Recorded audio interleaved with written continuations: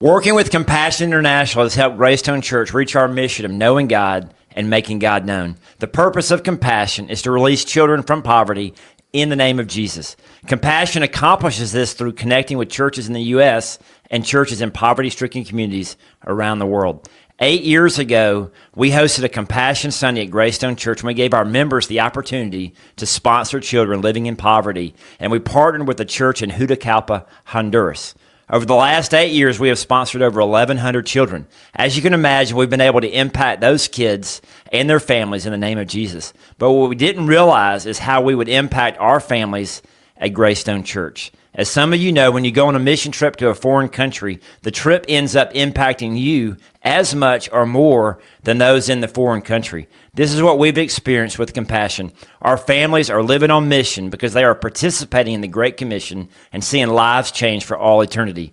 If you and your church would like to partner with Compassion International, I highly recommend hosting a Compassion Sunday at your church. To find out more about hosting a Compassion Sunday, go to compassion.com/familygoals. Again, you can find out more information at compassion.com/familygoals. Today's scripture that is brought to us by Tony Financial Services is 3 John 1:4.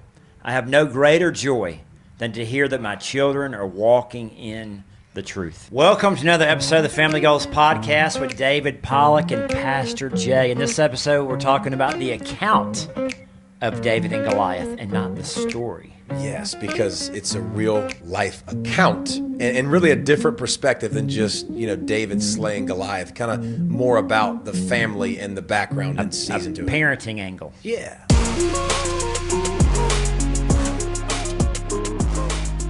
So what happened in your eye?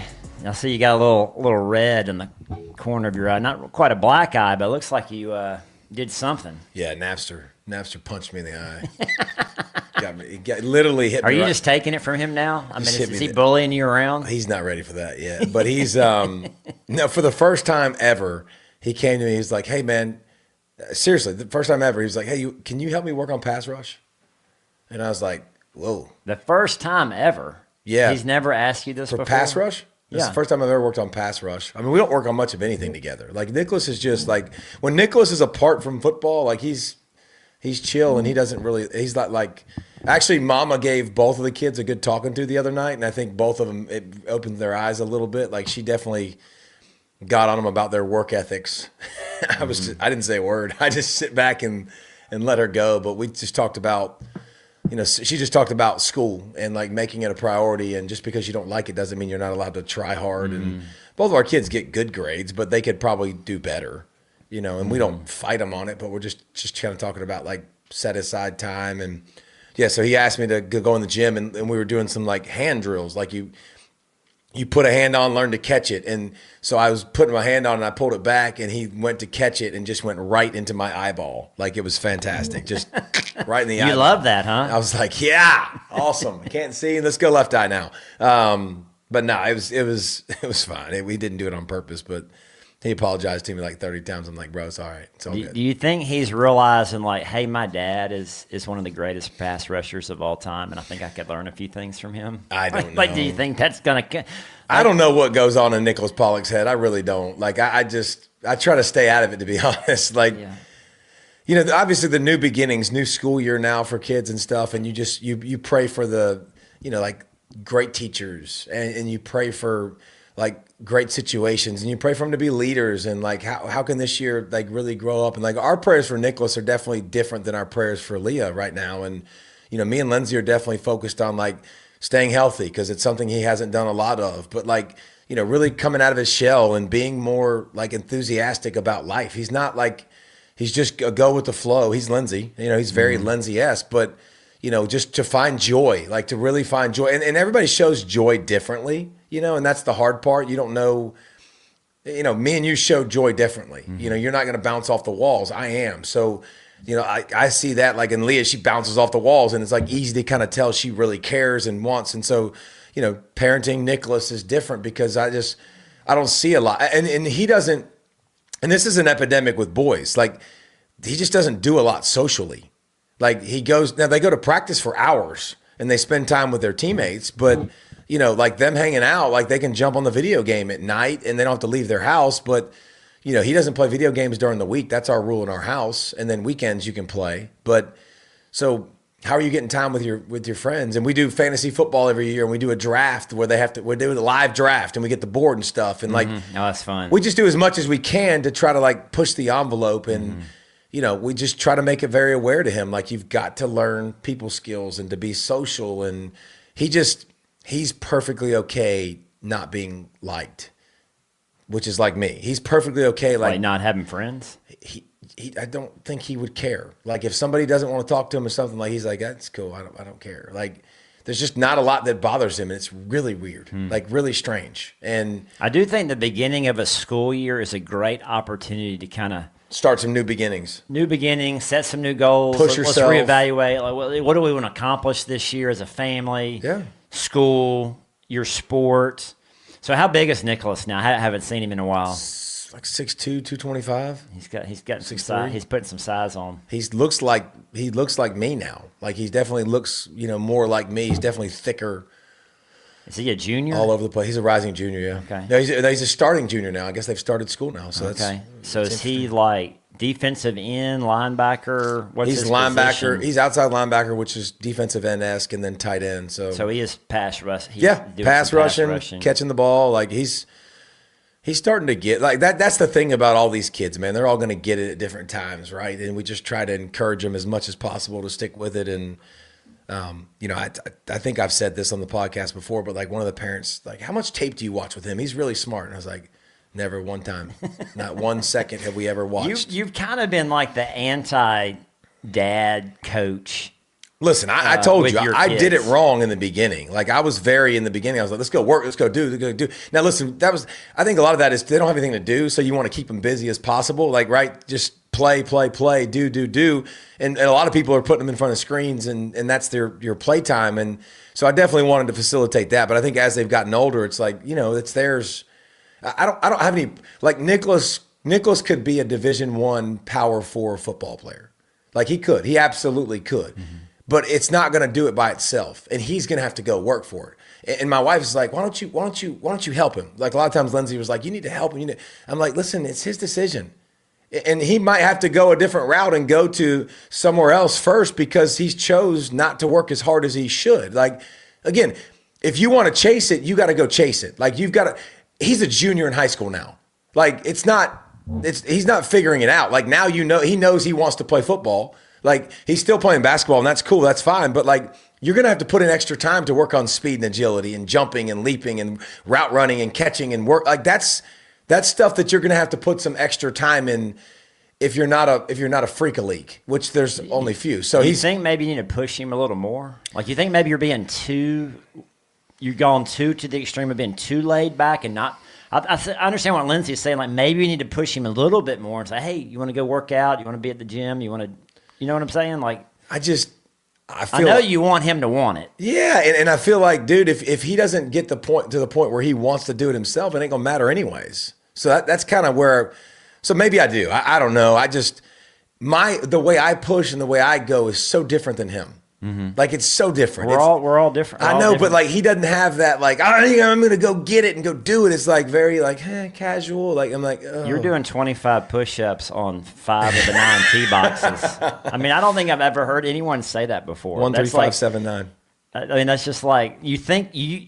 And it's one of the things I like about being around you because you think about things so differently than other. I mean, who's thinking about doing push-ups on the tee boxes? The people that want to get better.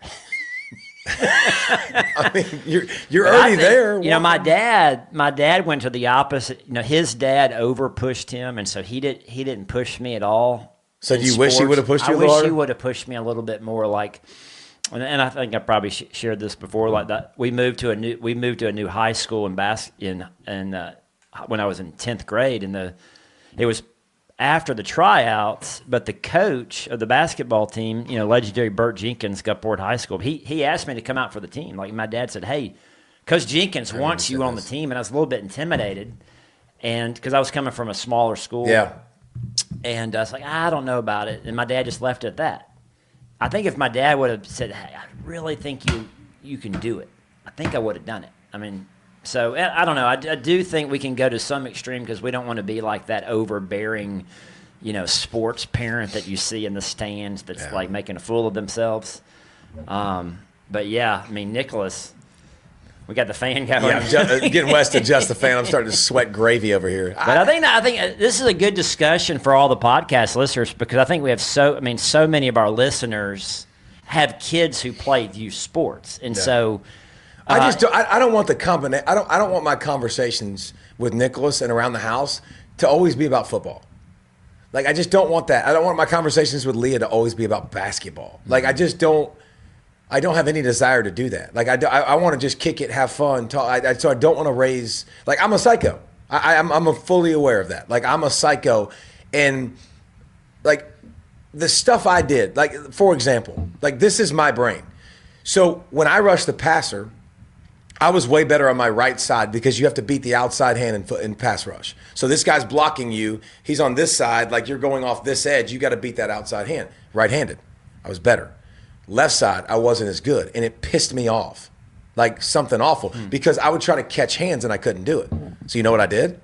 Brushed my teeth with my left hand, picked everything up with my left hand, wiped my butt with my left hand. Like everything I did was with my left hand. Like I'm serious. Yeah, I bent over my left hip. Trained yourself to be until my left hand got as good as my right hand. Okay. Because so I'm a psycho. Like, and I know that. Like, so that's how my brain works is excessive. Like you do it until you get it. Like I walked around the building and every door I went around, like everybody knows, like I would bend and rip like for pass rush. And like every time I walked by an offensive lineman, like I'd stab him with my hands. And Tanner would stab him with my hands and I'd try to beat him real quick with my hands. Like, so like, I'm just every moment, like every opportunity, go get it.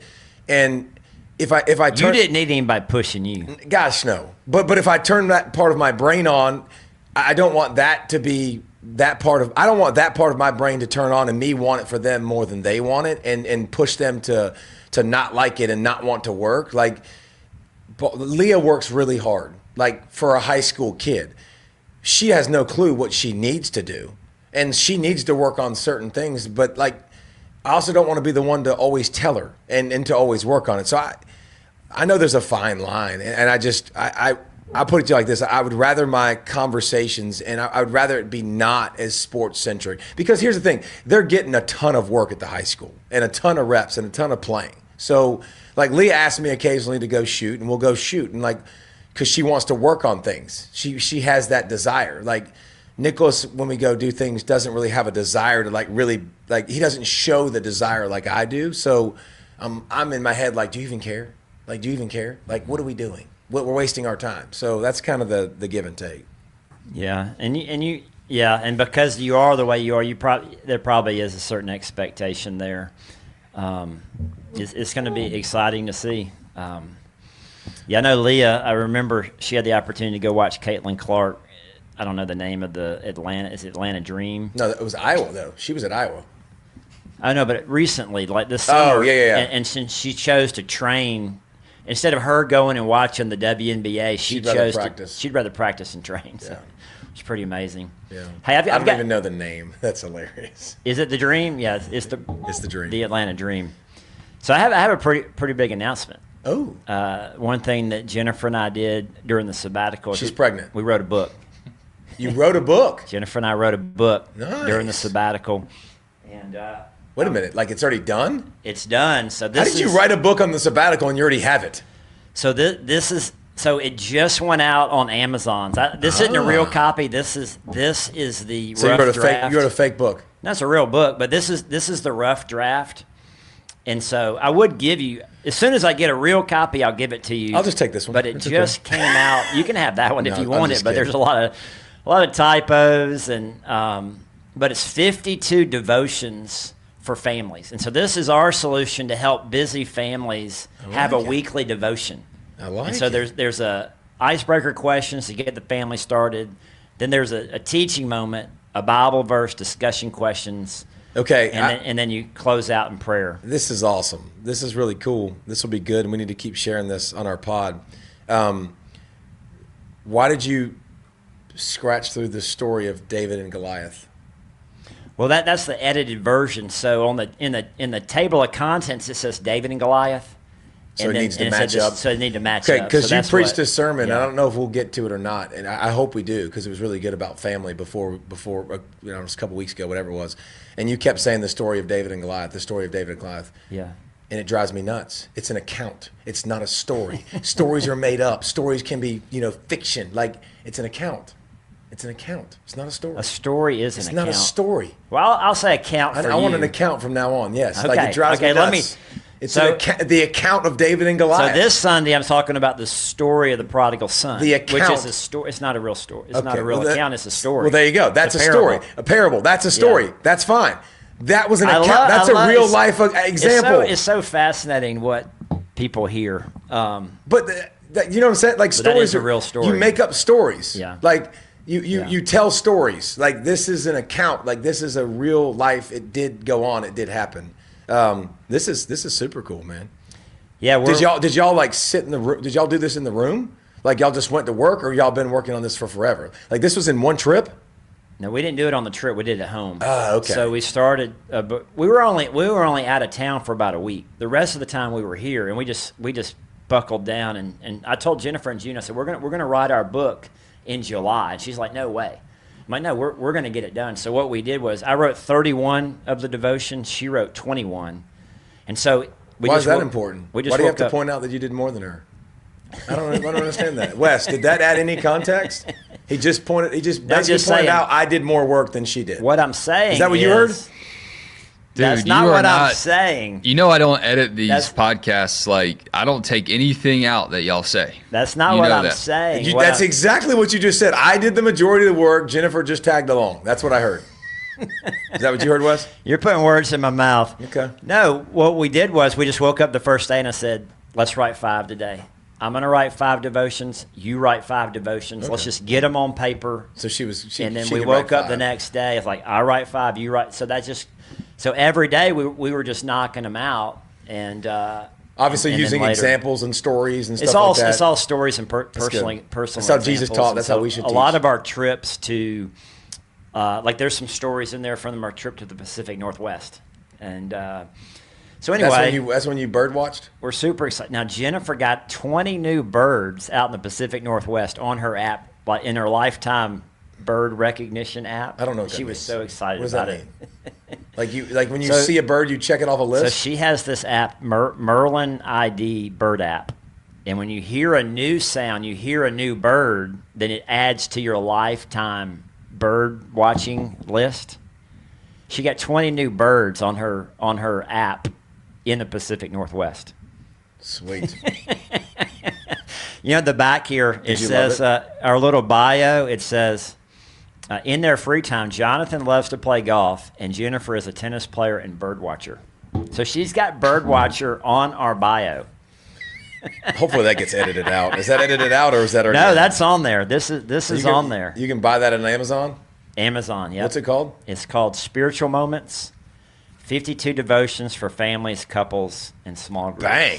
And it's on Amazon. Bang, bang. And I'll get you an autographed copy. Oh, thanks. I'll get you an That's kind of like what autographed copy. Like that would be right in the wheelhouse of what we're doing with Brave Books. Like it's the same thing. Like if you listen to us, it's faith, it's grit, it's character. And that's why we teamed up with them actually to partner with the podcast. And Kirk Cameron, Bethany Hamilton, Riley Gaines, Jonathan Howells just added to the list. But here's the details. You can actually subscribe today, and if you do, you get the Won't Quit Kid book, which is free. That's my book. Okay. Just trying to give them away. Lots of pictures in that Lots of pictures. But you'll get a new book every month and free access to the brand new streaming platform that they have, which is, again, family friendly, which is what we want. And if you don't want to subscribe, no problem. You still get 20% off if you use Family Goals as the code. Okay, sweet. And so a free book and a subscription with 20% off. So go to bravebooks.com/familygoals. Use the code FAMILYGOALS, and you can start building. So the books each month, are they children's books? Or okay. Yep, the children's books. So this is perfect for families. Oh, yeah. That's right along what you just wrote, Ninja. That's perfect. Yeah.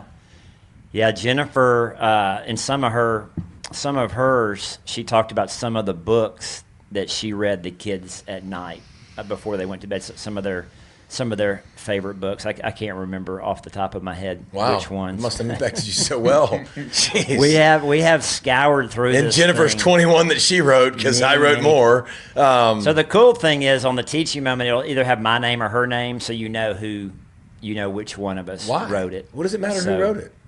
I don't Well, understand because if I say my wife and you think Jennifer's the one who wrote it, so just that it's me talking and not Jennifer, Gotcha. Anyway, it was easier for us to write our own than try to together write each. Together would have been hard. You know what I mean? Yeah, together would have been you and I very have tried to write a book, and every time I write something, you thought it was trash. So Not trash. We haven't been able to. Said that. Just it might not be good. So you mentioned the story of David and Goliath. The account of David and Goliath. Yeah. Excuse me, everyone.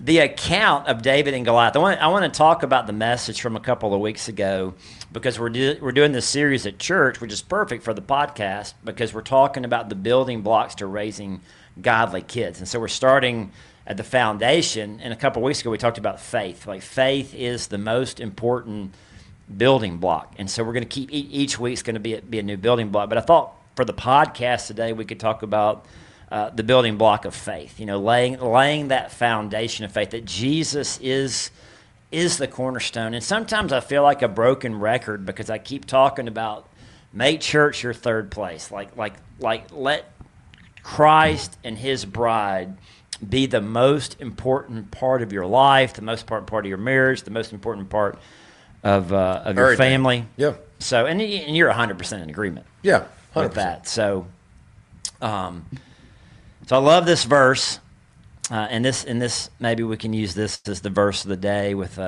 Tony Financial Services. But 3 John 1:4 says, "I have no greater joy than to hear that my children are walking in the truth."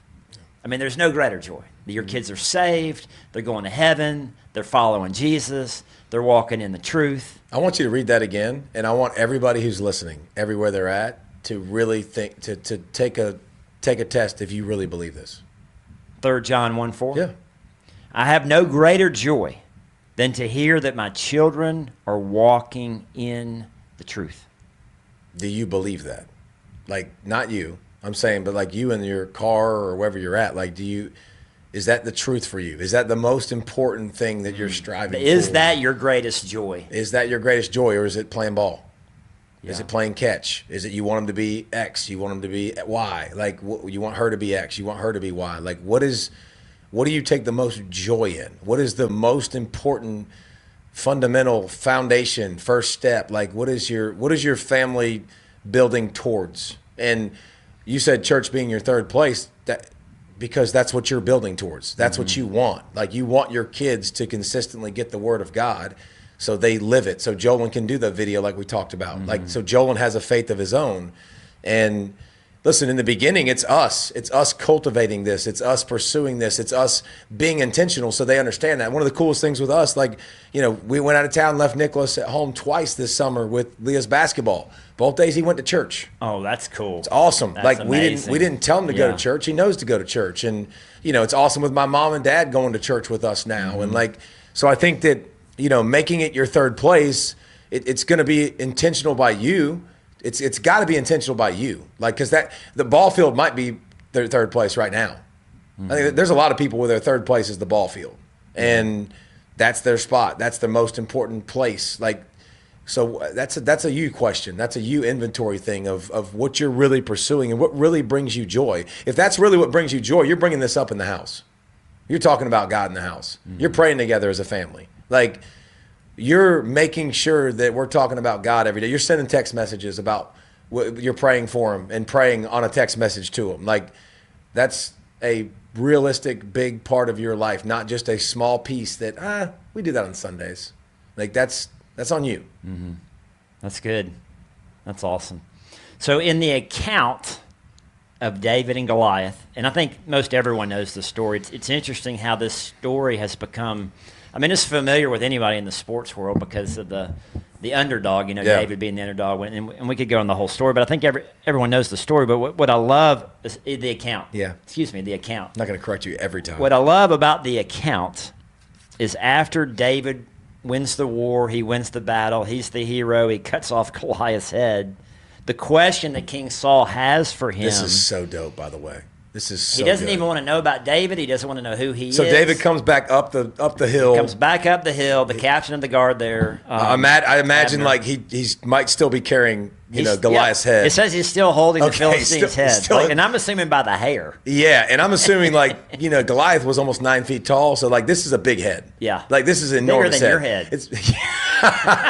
It's probably like the size of David.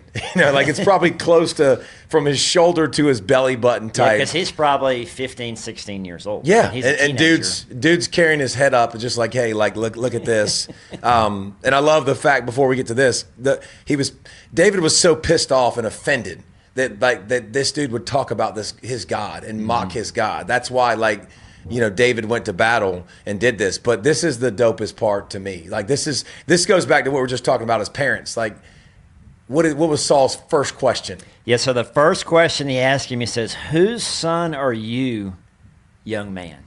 Like, who are your parents? Like, who raised this giant killer? You're a gangster. Yeah, who raised you? Yes. So think about that. Like, where the heck did you come from? Because what you just did means you came from some kind of greatness. It's in the upbringing. It's in something. Yeah. You can't have that faith. You can't have that. You can't be that great of a warrior. Like, how do I not know your name?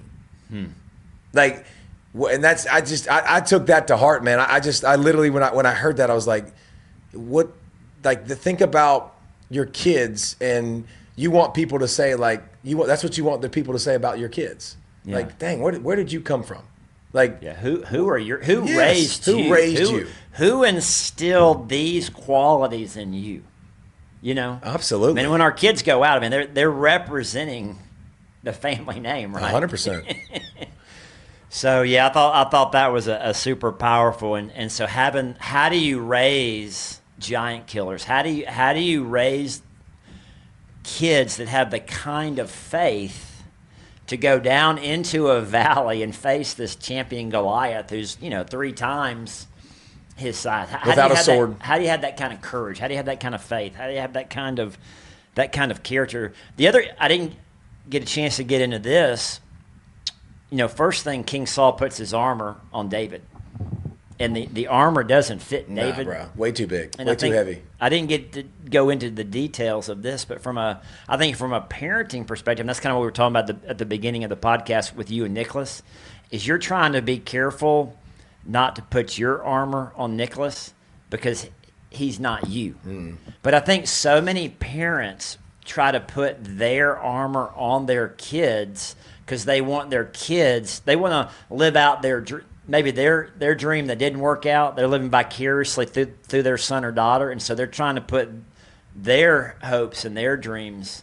They're trying to put their armor on their kid, and that just doesn't work. And I don't think it's malicious. I don't think no. I think they're trying to do the best they want can. What's best for their kid. And they want what's best for their kid. But again, it goes back to the question that we asked, like in the beginning, and of this when we started talking about the accounts. Like, but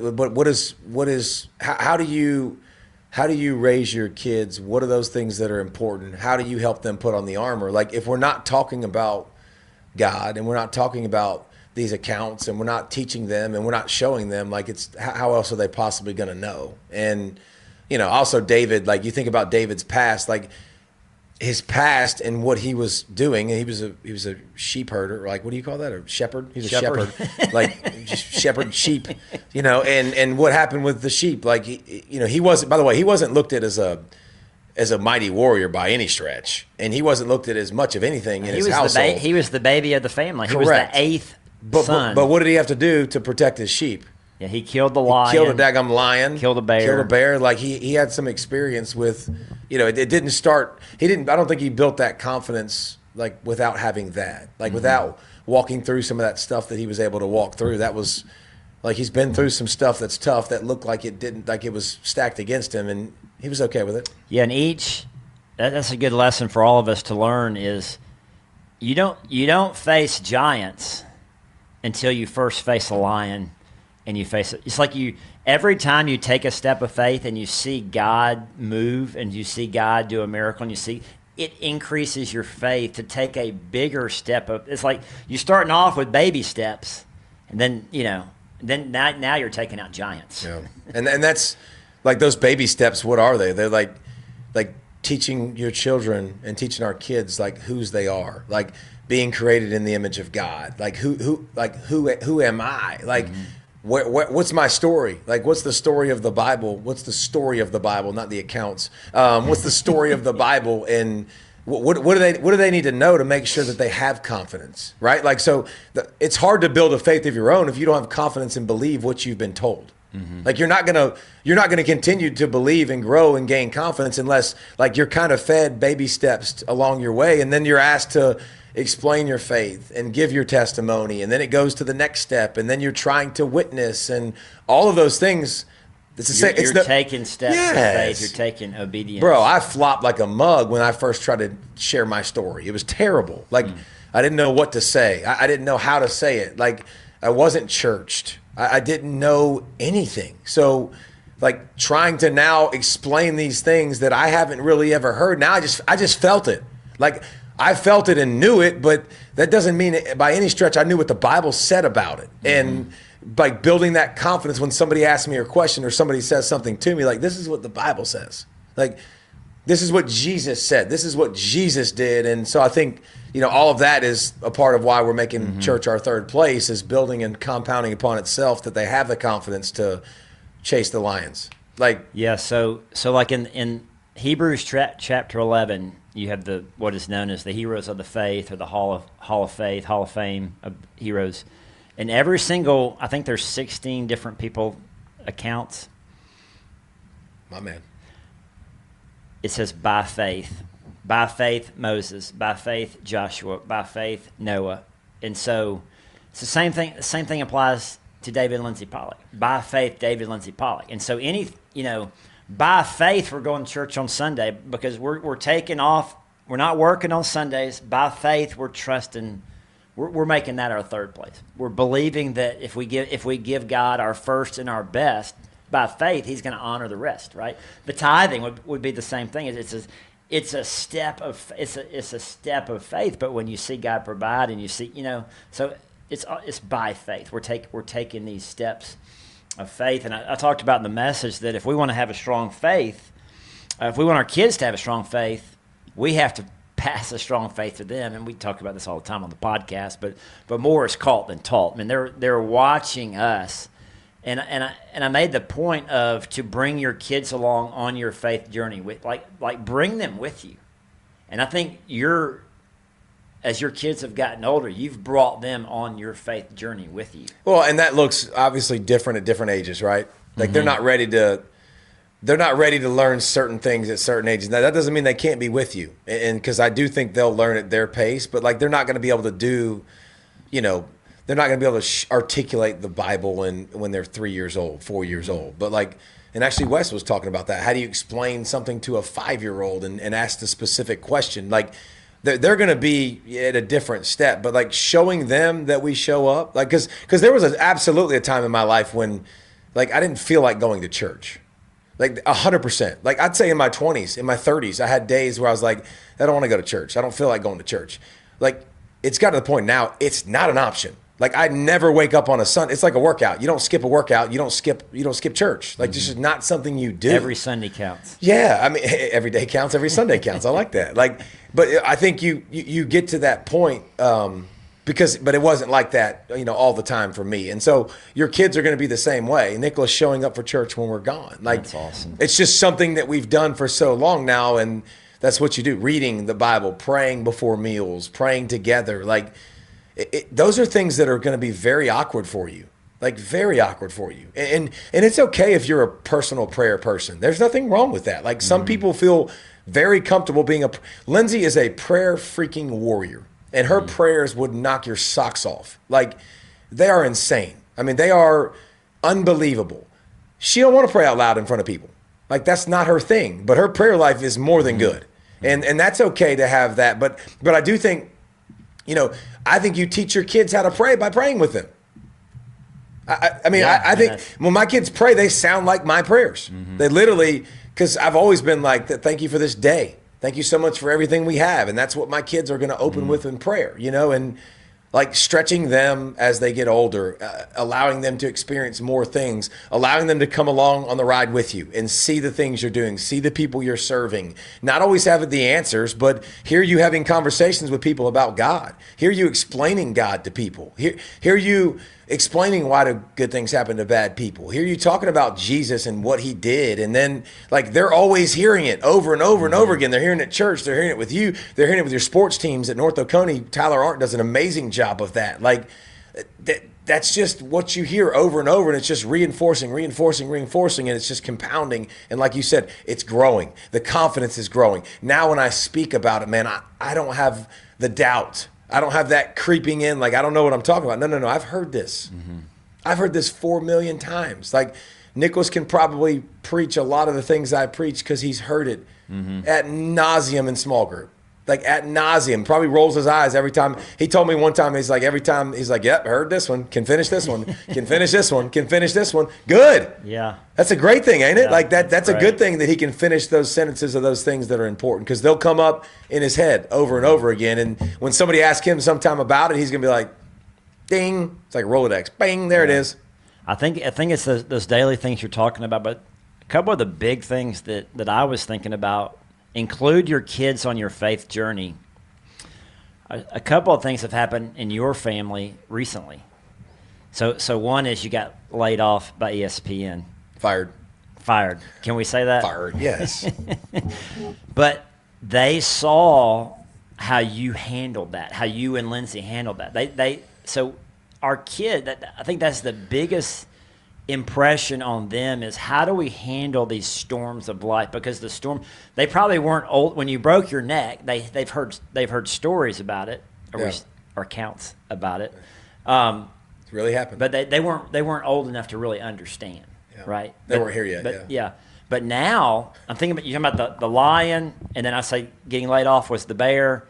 Well, the giant Goliath is Lindsay battling cancer and facing cancer. And how have you guys handled that and the faith that you've had the whole time through this, believing that God's going to do a miracle, believing that God's going to heal, believing, and you brought them along on that journey. They've been a part of this. They're old enough now to know what's going on, that, hey, mama's got cancer. And we wanted to have those conversations. And I think, again, age-appropriate ones for everybody. But, like, those conversations with Leah were a lot harder than Nicholas. She's younger, right? And she doesn't understand things. And she's seen movies, and she sees cancer, and she sees death, right? Like, because that's what you see in movies. Oh, and so, like, but being able to answer those questions. And so Lindsay just had her 40th birthday, and we did a video where, you send in videos, and it was just, it was really cool to watch the responses. But Nicholas is like, Nicholas and he's not a man of many words, obviously, but he was like, he was just like, you've made cancer look easy.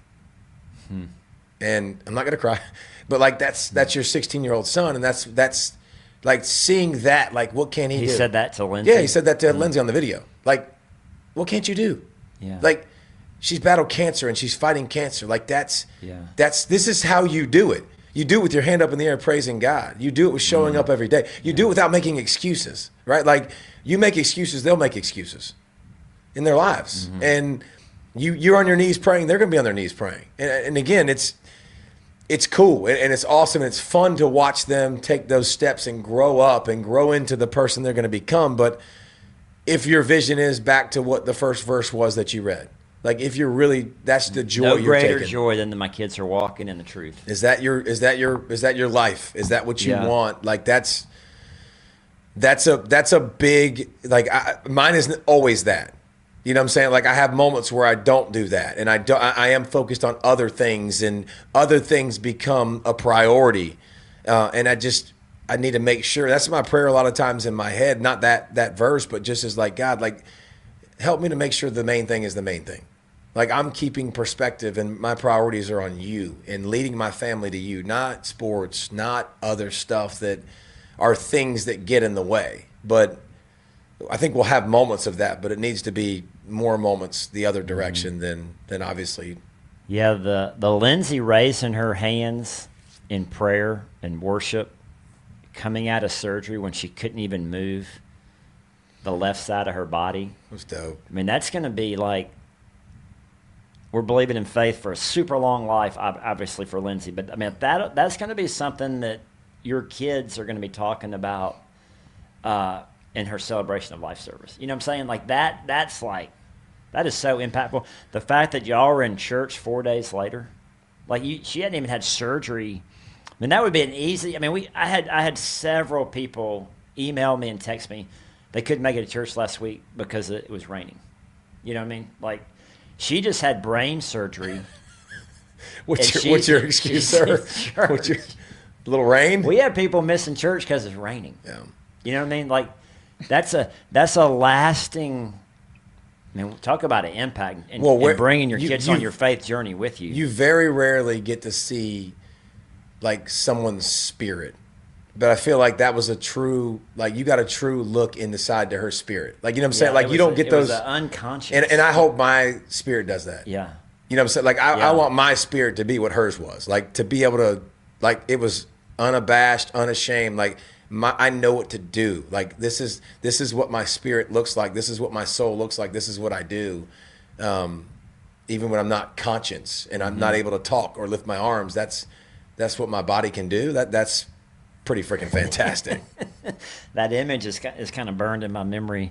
I want to end with this, and we mentioned in the previous podcast, and we've mentioned a couple of times today, but helping your kids have a faith of their own. Because at some point, I mean, I'm a big fan of when your kids are in middle school and high school, like, making them go to church. Like, they don't have a choice. Nope. But at some point, they are going to have a choice. And Jolin shared on the video that when he went to college, he now had a choice. And so how do you think what are some things people who are listening can do to help their kids develop a faith of their own? Because they're not getting into heaven on your coattails. No. Like, you can't, they have to decide. And I love that in Joshua. As for me and my family, we're going to serve the Lord. Like, I got a little fired up about that because that's just, everybody else can do whatever they're going to do. Me and my family, we're going to serve the Lord. And for Jolin and Julia and Jesse to ultimately, when they have families of their own, for them to say, hey, as for me and my family, we're going to serve the Lord. But I think when you get them in church and when they get in church, they get Jesus. Like, whether you like it or not, they get it. So I think when you start to feel that and you start to experience that and experience God's people and experience what a church looks like and what it feels like, I don't think you'll go through life without it. I think Jolin will be at college and he'll be like, he might skip, but he'll be like, yeah, that feels different. My life feels different. Like, that's the biggest reason. Like, they're going to understand something's missing. And I need this in my life because I was better with that in my life. And we got to show them that. Like, we got to show them that we're those people that that we're going to show up. We're those people that are going to love in every circumstance. We're those people that are going to apologize when we wrong somebody. We're those people that are going to take ownership. Like, all those things are important. It's the living, breathing, walking out our faith. It's being able to share our faith. It's all those things. It's showing them that. It has nothing to do with telling them. I don't think it has anything to do with telling them. I think you can tell them till they're blue in the face. But you showed them, and because you showed them, they did it. So they did it over and over again. They built that habit. More importantly, they were building a relationship with God whether they knew it or not.